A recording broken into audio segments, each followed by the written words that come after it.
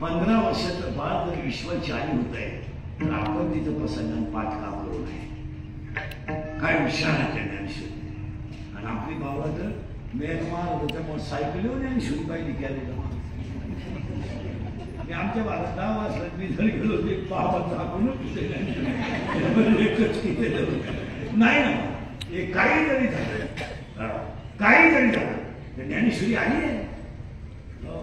आणि ज्ञानेश्वरी आई आहे म्हणून हे 6 मुलं आहे. आपलं 6 दीड आहे, 4 नंदा आहे. आता फास्ट सांगा माझ्याकडे भाऊ तुम्हाला किती कळलं? नवरा, का, सासू, वासा, सासरा, दम, नंदा, 4 दीड 6 याच्यात राहतात. आणि त्या पोरीला बाप द्यायला आल्यावर ती पोरगी पाठवली नाही. मग तिचा बापाला काय लागला?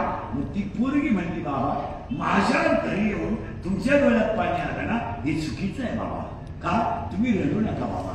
माझ्या नवऱ्यानं तुम्हाला पोळ्याला पाठवलं नाही, माझ्या नवऱ्यानं मला पोळ्याला पाठवलं नाही, माझ्या सासूनं मला पोळ्याला पाठवलं नाही, माझ्या सासऱ्यानं मला पोळ्याला पाठवलं नाही. म्हणून तुम्ही मिठी मारून रडताना बाबा तुम्ही रडूच नका बाबा.